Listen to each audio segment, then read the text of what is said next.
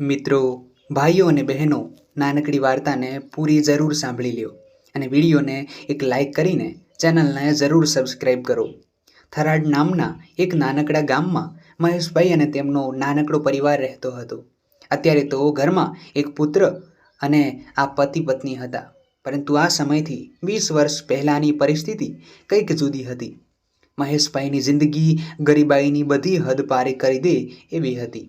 મહેશભાઈ અને એમના પત્ની આ જ ગામમાં રહી કોઈકને ત્યાં મજૂરી કરી પોતાનું ઘર ચલાવતા હતા. મહેશભાઈ બીજાના ખેતરમાં દાળીઓ કરતા અને એમના પત્ની મીનાબેન બીજાને ઘરકામ કરાવવા જતા હતા. મહેશભાઈનું ઘર દેખાવામાં તો ઘર ઓછું અને ખંડર વધારે એવું દેખાતું હતું, પરંતુ નાણાંની કટોકટી અને સમયનો કાળો કેર આ દંપતીની જિંદગી જીવવાની ઉંમરમાં આવા ઢસરડા કરાવતો હતો. સામે મહેશભાઈના પત્ની પણ કોઈ પણ રકઝક વગર પોતાનું ઘર ચલાવવા માટે બીજાને ત્યાં કામ પર જતા રહેતા. બંને પતિ પત્ની આખો દિવસ બીજાને ત્યાં કામ કરી પોતાના ઘેર પાછા ફરતા. એક દિવસ એમના માટે કોઈ ચુનૌતીથી કમ ન હતો. દિવસો, ઋતુઓ અને તહેવારો બદલાતા ગયા, પરંતુ આ દંપતીની જિંદગીમાં કોઈ ફેરફાર ના થયો. બસ એક લાચાર બળદ જેવી જિંદગી જીવતા આ બંને પતિ પત્ની બસ પોતાનું ઘર ચલાવવા માટે બીજાને ત્યાં કાળી મજૂરી કરવા જતા હતા. લગ્નના ઘણા વર્ષો થઈ ગયા હતા, પરંતુ એમને કોઈ સંતાન ન હતું. લગ્નના 8 વર્ષ થયા અને મહેશભાઈના ઘરે પુત્રનો જન્મ થયો. નાનકડા પુત્રને જોઈ ઘડીવાર માટે મીનાબેન અને મહેશભાઈ પોતાનું બધું જ દુઃખ ભૂલી અને નાનકડા ફૂલને રમાડવા લાગી ગયા. મહેશભાઈને પોતાના પુત્રને લઈને ખૂબ મોટા મોટા સપના હતા. એ અવારનવાર એના પત્નીને કહેતા કે જોજે, હું એક દિવસ રાત બીજાને ત્યાં મજૂરી કરીશ, પણ આપણા દીકરાને ડૉક્ટર જ બનાવીશ. આજના જમાનામાં મા બાપ પોતાની જિંદગી ખસીને પોતાના સંતાનોની ઉજળી કરે છે. થોડો સમય વીત્યો અને મહેશભાઈ અને મીનાબેનને પોતાના દીકરા રાહુલને શાળામાં ભણવા બેસાડ્યો. પોતે ભલે આ શિક્ષણ અને સમયના વેગમાં ચાલતા શોખથી વંચિત હતા, પરંતુ પોતાના પુત્રને બધી સુખ સુવિધા મળી રહે એ માટે આ દંપતી હવે પહેલાં કરતાં વધારે કામ પર જવા લાગ્યા. રાહુલ એના શાળાના મિત્રો પાસેથી નવી નવી વસ્તુની ડિમાન્ડ કરે અને આ સાંભળી મહેશભાઈ ચિંતામાં જતા રહે, કેમ કે ગરીબાઈમાં લપટાયેલો આ એક પિતા કઈ રીતે એના બાળકને સમજાવે કે એની પાસે આ વસ્તુ લેવાના નાણાં નથી. એક દિવસ રાહુલને એના મિત્ર પાસે રહેલી એક મોટર ગાડી લેવાની જીદ કરી. મીનાબેને એને ઘણો સમજાવ્યો, બેટા, હું અને તારા પપ્પા બહુ જલ્દી તને આવી ગાડી અપાવીશું, પણ અત્યારે આવી જીદ ના કર. રાહુલ કોઈ વાત સમજતો ન હતો. એ બસ એની જીદ લઈને માતા પિતાને ભજવતો હતો. જે ઘરમાં એક ટક રોટલાના પણ ફાફા હોય, આજે એ ઘરમાં દીકરાની જીદને પૂરી કરવા માટે મનમાં અને મનમાં મૂંઝાતા આ પતિ પત્ની નાણાં ભેગું કરવાનું નક્કી કર્યું, જેથી પોતે રાહુલની જીદ પૂરી કરી શકે. અને મહેશભાઈ એની ઘરની ઓસરીમાં બેઠા વિચારતા જ હતા કે કઈ રીતે રાહુલને આ ગાડી અપાવે. એટલી વારમાં મીનાબેન ઘરમાંથી થોડું સામાન લાવે છે અને કહે છે, સાંભળો, આપણી પાસે રાહુલને ગાડી અપાવવાના નાણાં તો નથી, પરંતુ આ વસ્તુઓ તમે વેચીને રાહુલની જીદ પૂરી કરી દો. ઘડીક વાર મહેશભાઈ અને મીનાબેન લાચાર રીતે એકબીજાની સામે જોતા રહ્યા અને ઘડીનો શ્વાસ લઈ મહેશભાઈ ઊભા થયા અને બજાર તરફ ગયા. એમના પત્નીએ આપેલી ઘરની અમુક વસ્તુ જેમણે માંડ માંડ કરીને વસાવી હતી, પરંતુ દીકરો કોઈ વાતે સમજવા તૈયાર ન હતો. અંતે મહેશભાઈ આ સામાન વેચીને નાણાં લીધા અને નાણાંની રાહુલને ગાડી અપાવી. રાહુલ આ ગાડી જોઈને ખૂબ જ ખુશ થયો. એ આમ તેમ દોડવા લાગ્યો. બસ આવી જ રીતે રાહુલની બધી જીદ પૂરી કરવા માટે એના મા બાપ દિવસ રાત અડધા થતા ગયા. મહેશભાઈ બીજાને ત્યાં દાળીઓ મજૂરી અને નવા કામ કર્યા. એક દિવસ મહેશભાઈ સૂતા હતા ત્યાં રાહુલ આવ્યો અને એમના પગમાં પડેલા ચાંદા જોઈને બોલ્યો, પપ્પા, આ તમને શું લાગ્યું છે? કંઈ નહીં બેટા, આજે જરા ચંપેલ પહેરવાનું ભૂલી ગયો હતો અને ખુલ્લા પગે જ ચાલ્યો ગયો હતો, તો જરા રસ્તા પરથી આવતા આવતા ડંખ પડી ગયો છે. વરસાદના વરસ્યા પછી બધા તો એ વરાપ સમાન રાહુલની ખુશીઓનો ખજાનો મહેશભાઈને રોજને રોજ મહેનત કરવા માટે હિંમત આપતો હતો. થોડા સમય પછી રાહુલ પણ મોટો થયો અને મહેશભાઈ એને શહેર ડૉક્ટરની ડિગ્રી માટે મોકલ્યો. રાહુલ શહેર સારી કોલેજમાં એડમિશન લઈ ડૉક્ટરનું ભણવા માટે ગયો.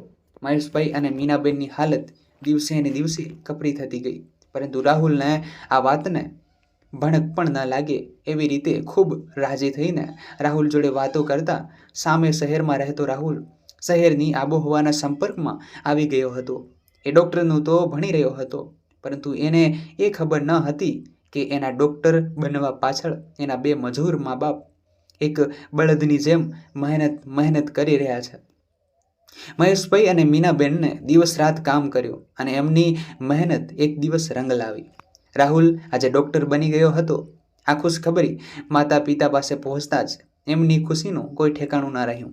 વર્ષોથી જે મંજિલ પર પહોંચવા માટે મહેશભાઈ અને મીનાબેન આ કાંટાવાળા રસ્તા પરથી પસાર થતા હતા, એ આજે એના ઉચ્ચ શિક્ષણ પર પહોંચી ગયો. બસ હવે તો રાહુલને પણ બહુ મોટા હોસ્પિટલમાં ડૉક્ટર તરીકેની પોસ્ટ મળી ગઈ હતી. પછી રાહુલે પણ મા બાપને શહેર એમની સાથે બોલાવી લીધા. મહેશભાઈ અને મીનાબેનને જાણે દુકાળ પડતી જમીનમાં પાણીનું ઝરણું જોવા મળ્યું હોય એવી અનુભૂતિ થઈ. બંને પતિ પત્ની દીકરા પાસે શહેર પહોંચી ગયા. મહેશભાઈ અને મીનાબેન શહેર પહોંચ્યા અને રાહુલ એમને લેવા ગયો. રાહુલની સાથે એના 1-2 મિત્રો પણ હતા. પપ્પાને જોઈ રાહુલ થોડો ખારો થઈ ગયો. મીનાબેનને આશ્ચર્ય થયું કે ઘણા વર્ષો પછી દીકરાને મળીએ છીએ, છતાં પણ એના મોઢા પર હરખ નથી, પરંતુ તીખાશ છે. રાહુલે મહેશભાઈની નજીક જઈ એમના કાનમાં કહ્યું, તમે આ શું પહેરીને આવ્યા છો? આ કે તમારું ગામડું નથી. હું મારા મિત્રોને શું કહું કે આ મારા માતા પિતા છે? આજે મહેશભાઈને રાહુલને એનો એ જિદ્દી અને નટખટ દીકરો નહીં, પરંતુ શહેરમાં રહેતો એક અહંકારી માણસ દેખાતો હતો. ડૉક્ટર બન્યા પછી રાહુલે એની સાથે જ ભણતી એક યુવતી અંજલિ સાથે લગ્ન કર્યા. હવે તો મહેશભાઈ અને મીનાબેન મા બાપની સાથે સાસુ સસરા પણ બની ગયા. અંજલિ પણ શહેરની એક બેંકમાં કેશિયર તરીકેની નોકરી કરતી હતી. સવાર પડતા જ રાહુલ અને અંજલિ પોતપોતાને કામે ચાલ્યા જતા. મહેશભાઈ અને એમના પત્ની ઘરે એકલા જ રહેતા. હજુ તો ગામડાની રહેણી કહેણી શહેરની રહેણી કહેણીને અપનાવતી ન હતી અને સામે રાહુલ અને અંજલિ એકલું રહેવાનું વધારે પસંદ કરતા હતા. મહેશભાઈને આજે આ સુવિધાઓ કરતાં પોતાની ઝૂંપડી વધારે યાદ આવતી હતી. એણે એમના પત્નીને કહ્યું, મીના, ખબર નહીં, પણ આજે એટલું હોવા છતાં પણ પહેલાં જેવી ખુશી નથી થતી. રાતનો સમય હતો. રોજની જેમ બધા જમવા બેઠા હતા અને મહેશભાઈ ધીમા અવાજે રાહુલને કહ્યું, બેટા, તું અને અંજલિ રોજ સવાર પડતા જ કામ પર જતા રહો છો અને હું અને તારી મમ્મી ઘરે એકલા હોઈએ છીએ. તો શું અમે પણ કંઈક નાનું મોટું કામ કરી અમારો સમય પસાર થાય એટલું કરી શકીએ? ડૉક્ટરના હોદ્દાએ એક બાપને એના દીકરા પાસે નાનો કરી દીધો હતો. આટલું સાંભળતા જ રાહુલ જમતો ઊભો થઈ ગયો. મને તો એ નથી સમજાતું કે તમે બંને એ ધાર્યું શું છે?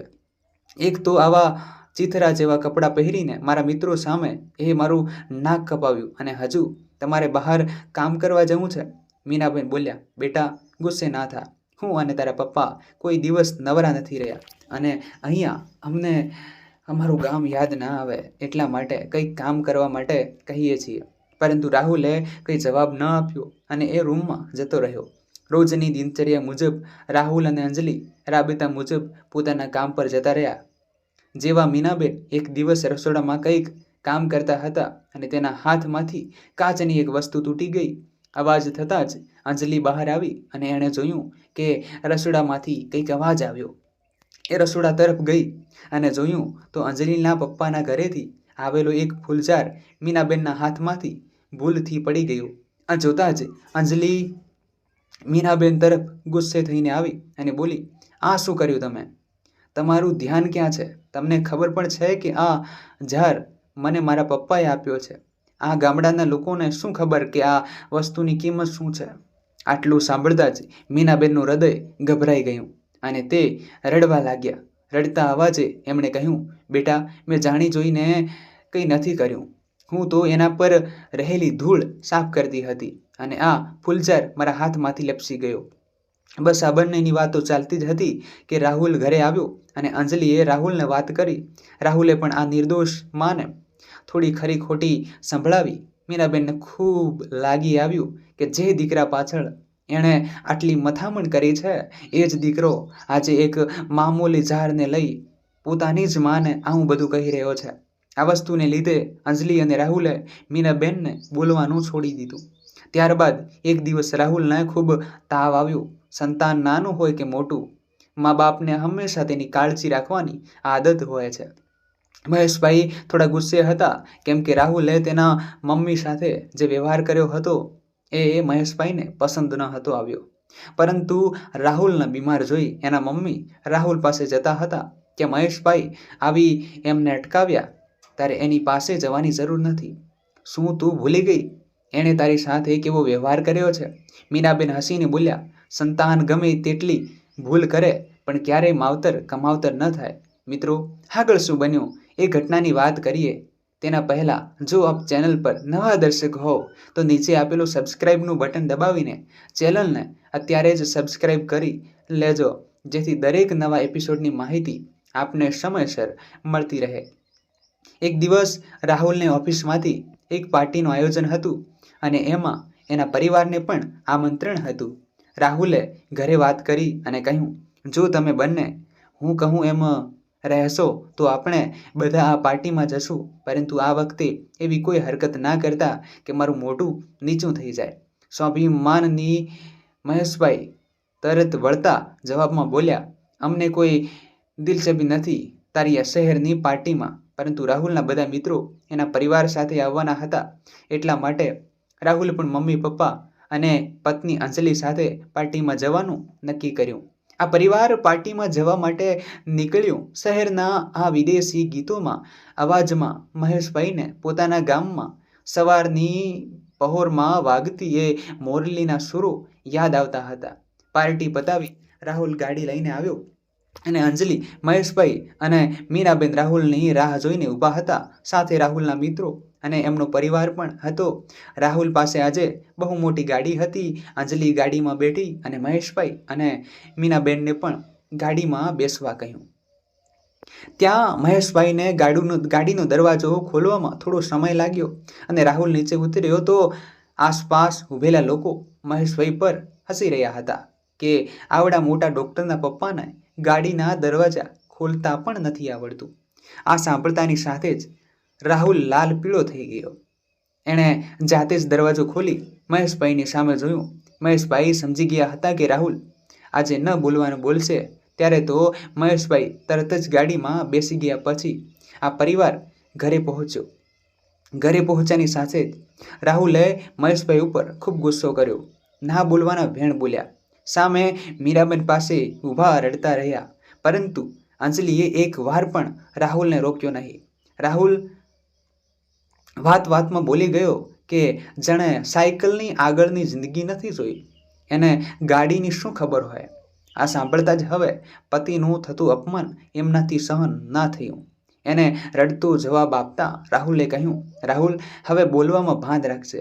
આ તારા પપ્પાએ સાયકલ એટલા માટે ચલાવી છે કે તને ગાડી મળી રહે. તને યાદ છે જ્યારે તું નાનો હતો અને આપણા પાસે તને એક રમકડાની ગાડી લઈ દેવામાં પણ રૂપિયા ન હતા, ત્યારે તારા આ જ બાપે તારી એ જીદ પૂરી કરવા માટે ઘરની વસ્તુઓ વહેંચી અને ગાડી અપાવી હતી, અને આજે એ જ બાપને તું ગાડીમાં બેસતા શીખવાડે છે.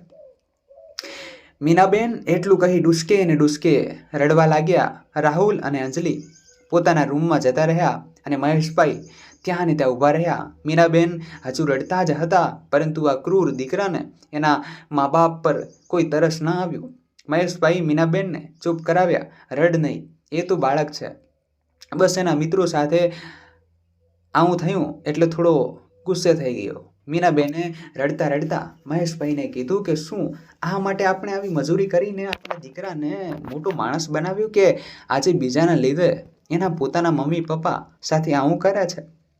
મહેશભાઈ ગમે તેમ કરીને એ વાતનો અંત લાવી મીનાબેનને સંભળાવી લીધા.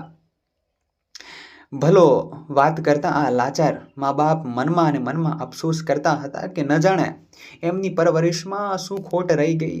એક દિવસ રવિવારનો દિવસ હતો, ત્યારે ઓફિસમાં રજા હોવાને લીધે અંજલિ અને રાહુલ ઘરે જ હતા, પરંતુ દિવસે ને દિવસે રાહુલનું વર્તન બગડતું જતું હતું. એનો ચીડચીડો સ્વભાવ મહેશભાઈ અને મીનાબેનને રોજ સતાવતો હતો. અંતે આ પતિ પત્નીએ પોતાના દીકરાનું ઘર છોડીને નીકળી જવાનો નિર્ણય કર્યો. મહેશભાઈ અને મીનાબેન રાહુલને બસ જાણ કરી, હવે અમે આ ઘરમાં નહીં રહી શકીએ. બસ એટલું કહી મીનાબેન અને મહેશભાઈ ઘરમાંથી નીકળી ગયા અને રાહુલ કે અંજલિએ એક વાર પણ પોતાના મમ્મી પપ્પાને રોક્યા નહીં. આ બંને માતા પિતા ઘરની બહાર નીકળી સોસાયટીની આગળ આવેલા એક બાકડા પર બેઠા બેઠા પોતાના હૃદય અંદર ચાલતા અને દુઃખના મોજાને સંભાળતા નમ આંખો કરીને બેઠા હતા. બપોરનો સમય હતો. આકાશમાં ઘોર તડકો અને આ બંને પતિ પત્નીના જીવનમાં ઘોર અંધકારો. થોડી વાર રહીને મહેશભાઈએ કહ્યું, જે થયું એ ભૂલી જઈએ અને ફરી આપણા ગામ જતા રહીએ. મીનાબેન તો હજુ રડતા જ હતા. એમના હૃદયને ઘણી ઠેસ પહોંચી હતી.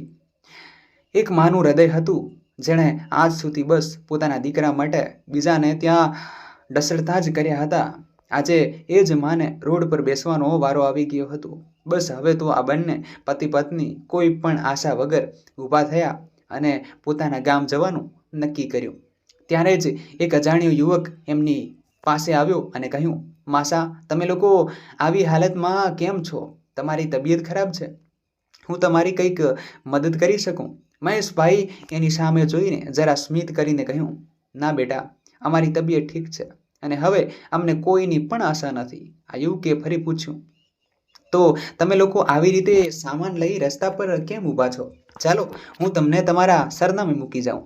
મીનાબેન હળવા સ્વરે બોલ્યા, અમારું કોઈ સરનામું નથી. આખી જિંદગી પોતાના સંતાન માટે ખર્ચી દીધી અને એ જ સંતાને આજે અમે ખૂંચીએ છીએ.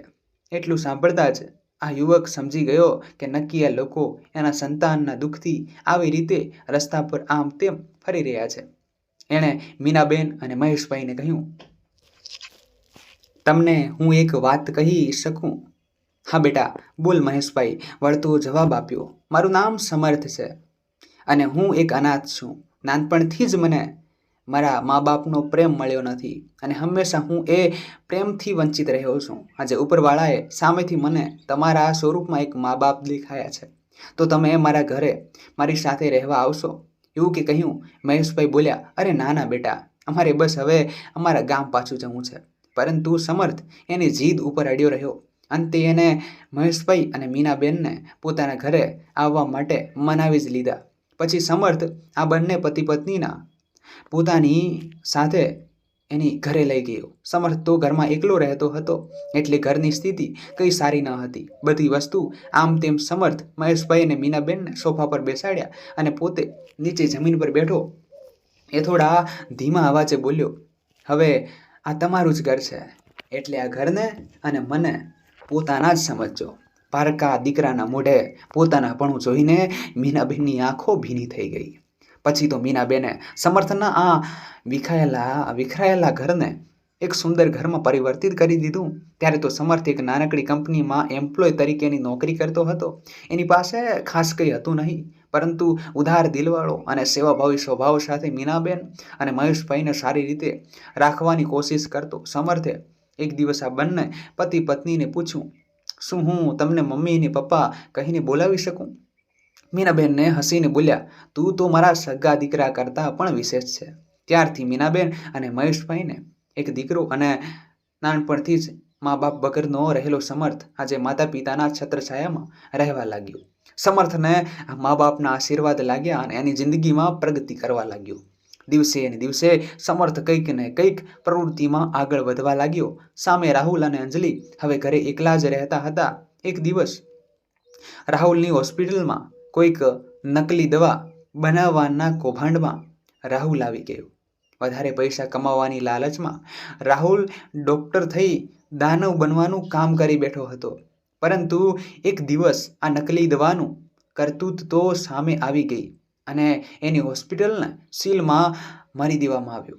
સાથે સાથે એને 10 લાખનો દંડ પણ ફટકારવામાં આવ્યો. અચાનક રાહુલ પર આવી મુસીબત આવી પડી. એની પાસે બસ આ એક જ ઘર બચ્યું હતું. પછી એને પોતાના ઘર ગીરવે મૂકી 10 લાખનો ફંડ ભર્યો.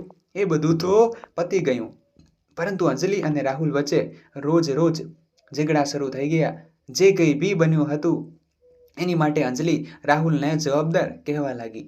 સામે આક્રોશમાં આવેલ રાહુલ અંજલિને દોષ દેતો બંને વચ્ચે અણબનાવ બનવા લાગ્યા. રાહુલને હવે વિચાર આવતો હતો કે એણે પોતાના મમ્મી પપ્પા સાથે બહુ ખોટું કર્યું છે અને ભગવાન શાયદ એને આની જ સજા આપી રહ્યો છે.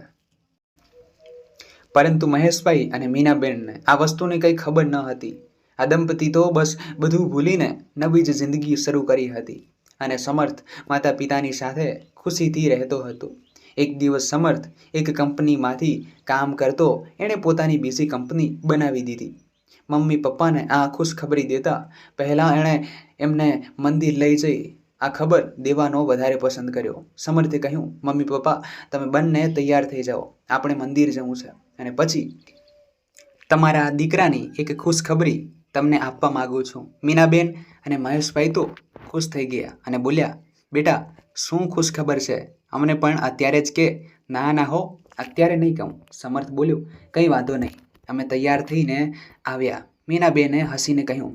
મહેશભાઈ, મીનાબેન અને સમર્થ ત્રણેય જણા મંદિર જવા માટે નીકળ્યા. એક દિવસ મામૂલી ગાડી લઈને ફરતો સમર્થ આજે મર્સિડીઝ લઈને ફરતો થઈ ગયો. મંદિર પહોંચતા જ આ બંને માતા પિતા અને સમર્થ ગાડીમાંથી નીચે ઉતર્યા અને મીનાબેનની નજર સામે પડી અને એમને લાગ્યું કે નક્કી આ એનો દીકરો રાહુલ જ છે. પરંતુ ઉંમરના લીધે એમને દૂરથી એટલું કંઈ બતાતું ન હતું. એ લોકો મંદિર જવા માટે આગળ ગયા અને ત્યાં દાદરા પર જ રાહુલ અને અંજલિ બેઠા હતા. રાહુલ અને અંજલિની આંખોમાં આંસુ હતા. સમયનો પલટાવો કે એક દિવસ આ ઘરડા મા બાપ રસ્તા પર જ આમ જ નિરાશ થઈને બેઠા હતા અને આજે રાહુલ અને અંજલિ મહેશભાઈ અને મીનાબેન જોતા જે વિચારમાં પડી ગયા કે આ બંને અહીંયા કેમ બેઠા છે. મીનાબેન એની તરફ જવા ગયા પરંતુ મહેશભાઈએ એનો હાથ પકડીને રોકી રાખ્યા. રાહુલે ઉપર જોયું અને નજર કરી તો પોતાના મમ્મી પપ્પાએ ઝડપભેર ઊભો થયો અને મમ્મી પપ્પાના પગમાં પડી ગયો. એ જોર જોરથી રડવા લાગ્યો, મમ્મી પપ્પા મને માફ કરી દો, મેં બહુ મોટી ભૂલ કરી દીધી છે, મેં તમારી સાથે બહુ મોટું ખોટું કરી દીધું છે અને ભગવાને આજે મને એની સજા આપી દીધી. તમે તો તમારી જિંદગી ઘસીને મને આ જગ્યાએ પહોંચાડ્યો છે, પરંતુ મારી બુદ્ધિ ભ્રષ્ટ થઈ ગઈ હતી કે મેં તમને ન કહેવાનું કીધું અને જતાં રોક્યા નહીં. મેં તમારી સાથે કરેલું દુર્વ્યવહારનું ભગવાને આજે મને બદલો આપી દીધો. આટલું સાંભળતા જ સમર્થ સમજી ગયો કે આ એ જ દીકરો છે જેના લીધે એના મમ્મી પપ્પા દુઃખી થયા હતા. સમર્થને રાહુલ પર ઘણો ગુસ્સો તો આવતો હતો, પરંતુ મીનાબેન અને મહેશભાઈના લીધે તે ત્યાં શાંત થઈને ઊભો હતો. મહેશભાઈ રાહુલને ઊભો કર્યો અને પૂછ્યું, શું થયું? તું અને અંજલિ કેમ અહીંયા બેઠા છો? અંજલિએ મહેશભાઈને બધી વાત કરી. આ વાત સાંભળતા જ આશ્ચર્યચકિત થઈ મહેશભાઈ બોલ્યા, અને તમે નીતિના પૈસા કમાઈને ભણાવ્યો અને એક સારો માણસ બનાવ્યો, પરંતુ તે અનીતિથી કમાવાનું નક્કી કર્યું, તો પછી એનું પરિણામ પણ આ જ હોય ને. આજે મહેશભાઈ અને મીનાબેન સામે બે અલગ અલગ વૃત્તિના દીકરા ઊભા હતા. એક એનો સગો દીકરો અને બીજો સગા કરતાં પણ વિશેષ સગો દીકરો મા બાપને છોડીને રસ્તા પર આવી ગયો અને સામે સગા દીકરા કરતાં પણ વિશેષ એવો સમર્થ રસ્તા પરથી બંગલા પર આવી ગયો. મા બાપના આશીર્વાદની તાકાત રાહુલને હવે સમજાતી હતી. મહેશભાઈ એની સાથે થયેલ એ દુર્વ્યવહાર હજુ ભૂલ્યા ન હતા અને એમને જરા પણ ઈચ્છા ન હતી કે તે રાહુલને માફ કરે. મીનાબહેને મહેશભાઈને સમજાવ્યા, પરંતુ મહેશભાઈ એકના બે થવા તૈયાર ન હતા. અંતે આ બાપનું હૃદય પીગળી ગયું અને એમણે પોતાના દીકરા અને વહુને માફ કરી દીધા. પછી આ લોકો મંદિરમાં દર્શન કરવા માટે ગયા. દર્શન કરી પોતાની નવી કંપની વિશે મમ્મી પપ્પાને જાણ કરી. આજે તો મહેશભાઈ અને મીનાબેનની ખુશીમાં સોના ઉપર સુહાગો લાગી ગયો હતો. એવી રીતે એમનો હરખ બમણો થઈ ગયો. મમ્મી પપ્પાના આશીર્વાદથી રાહુલ, અંજલિ અને સમર્થ તેમની સાથે નીચે ઉતર્યા. હવે સમર્થ, મહેશભાઈ, મીનાબેન, રાહુલ અને અંજલિ બધા એક જ ઘરમાં સાથે મળીને રહેવા લાગ્યા. મિત્રો, આ એપિસોડ આપણને પસંદ આવ્યો હોય તો ખાસ વિડીયોને લાઈક કરી અને એકવાર કોમેન્ટમાં જય માતાજી જરૂરથી લખી નાખજો, જેથી માતાજીની કૃપા આપ સૌના પરિવાર પર બની રહે. આ કહાની વિશે આપનું શું કહેવું છે તે પણ આપ અમને કોમેન્ટ બોક્સમાં જરૂરથી જણાવજો. અને ખાસ મિત્રો, આપણી ચેનલને સબસ્ક્રાઈબ કરવાનું ભૂલશો નહીં, જેથી આવી જ સત્ય ઘટના અને સત્ય ઘટના પર આધારિત કહાની આપને સમયસર સાંભળવા મળતી રહે. ફરી મળીશું મિત્રો કોઈ નવા એપિસોડ સાથે. ખૂબ ખૂબ ધન્યવાદ. જય માતાજી, જય શ્રી કૃષ્ણ. ધન્યવાદ. સજાવટ ગુજરાતી ચેનલની સાથે હું તમારો નાનો ભાઈ દિનેશ.